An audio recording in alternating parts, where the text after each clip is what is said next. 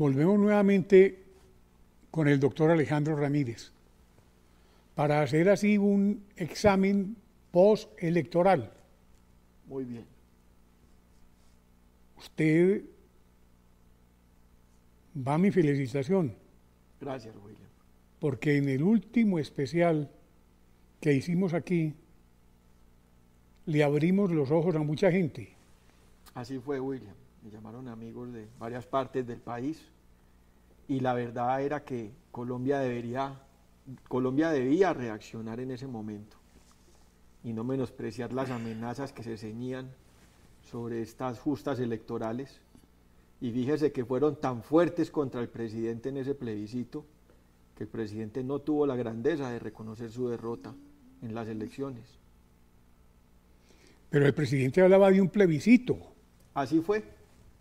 Nosotros hablamos del plebiscito contra Gustavo Petro. Escupió para arriba y le cayó en la cara. Mientras él hablaba del plebiscito por el metro. Y fíjese cómo se le fue en contra. Porque la gente de Colombia, William, hay que decirlo. La gente no es boba. La gente no es boba. Y fuera de eso están aquejados por graves problemas de inseguridad en todo el país. Y la economía rota, William. La economía rota.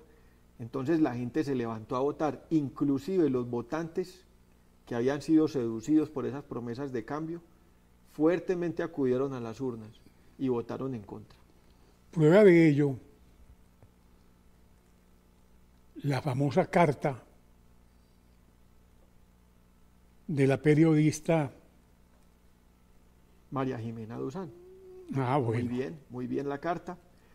Pues todos sabemos que están ambientando otra cosa distinta. Nos parece muy inquietante, por lo menos, que sea María Jimena Duzán quien impulsó a Gustavo Petro en su campaña. En todo. La que salga a reconocer la adicción del presidente. Entonces uno dice, María Jimena Duzán plantea algo en su columna que por lo menos a mí me dejó perplejo. ¿Cómo así que uno reconoce su adicción y puede seguir gobernando? Que la Constitución es clara y que hay causales de inhabilidad al presidente.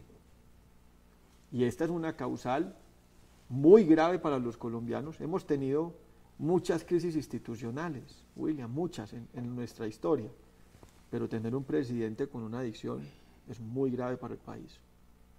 Eso puede generar una vacancia en los términos que lo dijo la exfiscal Vivian Morales, y yo sí creo que eso va a ser un impedimento para que él continúe con su gobierno. Mejor dicho, se le vino el mundo encima. Claro, cuando él pierde las elecciones el 29, con los porcentajes en que fue vencido, y empecemos por Bogotá, una ciudad que votó el 49% en contra de Gustavo Petro. El candidato Galán obtuvo cerca de 1,5 millones de votos, cuando en la elección pasada había obtenido algo así como 1,070,000, recuerdo, si mal no estoy. Sí. O sea que subió más de 400,000 votos de una elección a otra. Y el candidato de Gustavo Petro no sacó ni 600,000. Entonces, Gustavo Petro pasó de contabilizar 2,570,000 votos en la capital del país a contabilizar menos de 600,000 votos.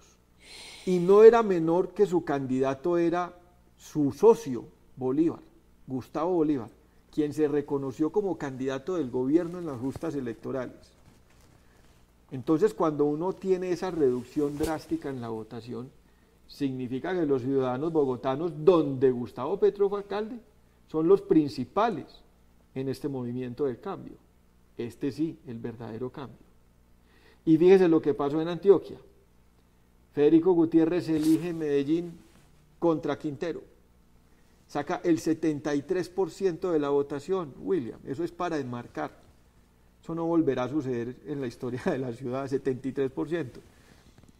Y adicionalmente en Cali, otra ciudad donde había un mandatario totalmente petrista y que lo reconoció y que le hizo campaña a Gustavo Petro, se unieron los ciudadanos caleños a votar contra el Chontico, y todo porque había unos secretarios de despacho de Ospina apoyándolo. Entonces, esta reacción masiva, lo que pasó en el Meta es uno de los departamentos, yo diría, más importantes hoy en día en la producción nacional. es la gran despensa del crudo de Colombia. Y fíjese que eligió el Meta, lo contrario a Gustavo Petro.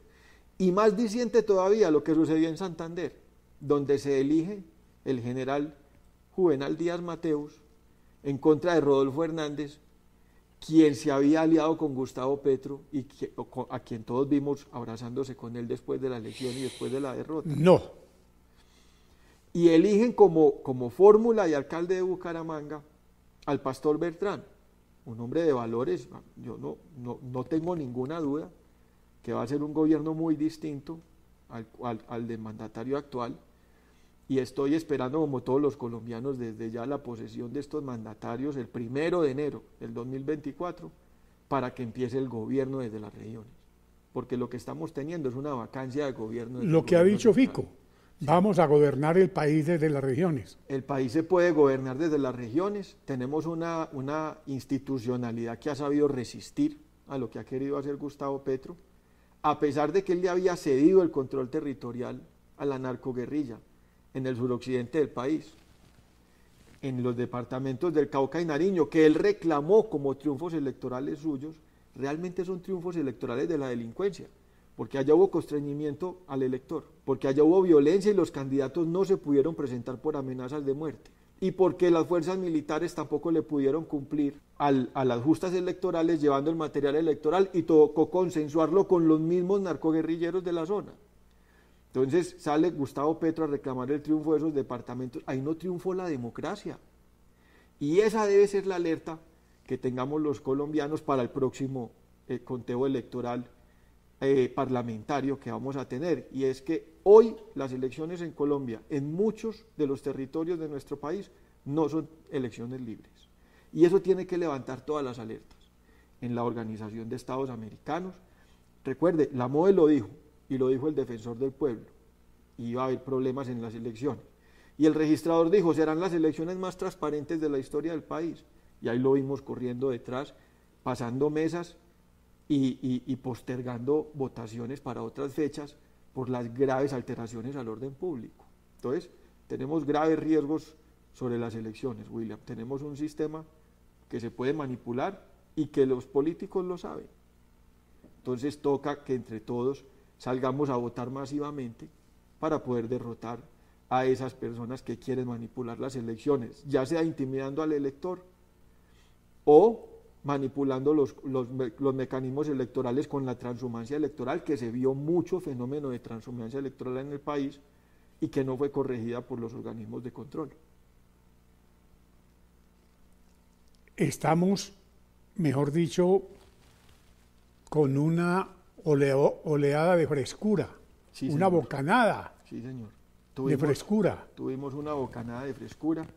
Tenemos mandatarios jóvenes que ya lo venían intentando, muchos de ellos ya con mucha experiencia en sus respectivas jurisdicciones, pero también tenemos la alarma de que el presidente Gustavo Petro va a elegir a su fiscal, va a contribuir en la elección del procurador, asimismo del registrador, y esto tiene que prender las alarmas de todo Colombia, porque es una persona con adicciones, con problemas de facultades mentales, eligiendo los cargos más importantes de la nación.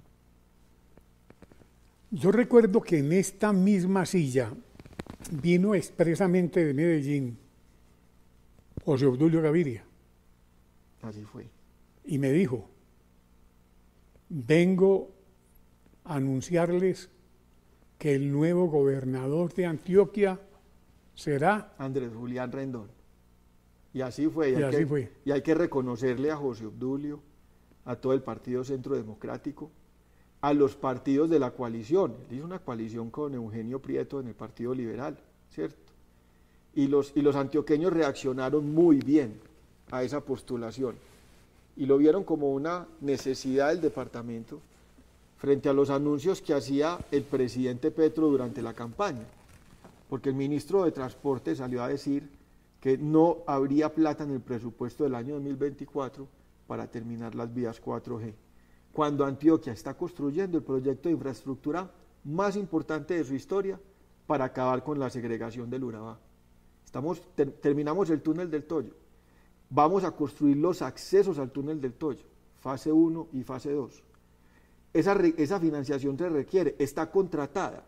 Y el ministro de Transporte salió a decir que no había plata en el presupuesto el próximo año para Antioquia. Entonces, la necesidad que tiene el departamento hoy de cubrir estos faltantes para poder darle continuidad a las obras de infraestructura más importantes, ese es el mensaje que necesita hoy el departamento. Y Andrés Julián es una persona, primero, conocedora del tema de la hacienda pública, que ha tenido experiencia en el gobierno, que venía a ser alcalde de Río Negro, una de las regiones que más se ha beneficiado con el crecimiento industrial de Antioquia. En Río Negro están los avances más importantes de las ciudades de la medicina. Se han pasado los hospitales, las facultades de medicina. La ciudad ha venido creciendo mucho, ya cerca, usted ya no se da cuenta a dónde se une Marinilla y Río Negro, ya eso es lo mismo, y Guarnia al lado. Entonces vemos en el oriente antioqueño una fortaleza muy grande, y Andrés Julián es un hombre del oriente. Y esperemos que con ese mismo crecimiento que ha tenido el oriente antioqueño le responda al departamento y tiene los conocimientos. Vamos a ver que se posesione en enero y que nombre un gabinete de personas ilustres con capacidad que sean capaces de sacar el departamento adelante. No le quepa la menor duda. Así será, así será. Un triunfo muy importante porque le ganó a la maquinaria de Gustavo Petro, en cabeza de sus senadores Carlos Andrés Trujillo, del Partido Conservador Petrista, y Julián Bedoya, que quería hacer el puntal para acabar con el liberalismo y con César Gaviria. Y no pudo. Se fueron con Luis Pérez y no pudieron. Y el gobernador Aníbal, pues tenía a su candidato, a quien lo reemplazara en la gobernación, a Luis Fernando Suárez, quien en última hora se alió con Juan Diego Gómez, y no lo lograron. No lograron partir la coalición que había conformado Andrés Julián y Eugenio Prieto, y hoy Antioquia puede decir que cambió su destino en esa elección. Yo solo quiero decirle, todo lo que usted acaba de decir lo anticipó aquí. Así fue, lo anticipamos. Y me siento orgulloso. Gracias, William. De haber contribuido a ello. Porque con su visión, con su capacidad, le abrimos los ojos a mucha gente. Así fue. Reaccionó Colombia. Colombia despertó a las elecciones del 29 de octubre. Se trata, obviamente, de una bocanada de aire nuevo que estamos respirando los colombianos. Respiramos los colombianos, William. Me siento muy orgulloso de haber contado con usted hoy, saber que le hemos dicho la verdad a la gente. Esa es la misión de nosotros, William, poderles ayudar a todos con análisis distintos, que los alerten de los peligros que aquejan nuestra democracia, y agradecerles a todos haber recibido ese mensaje con tanta grandeza.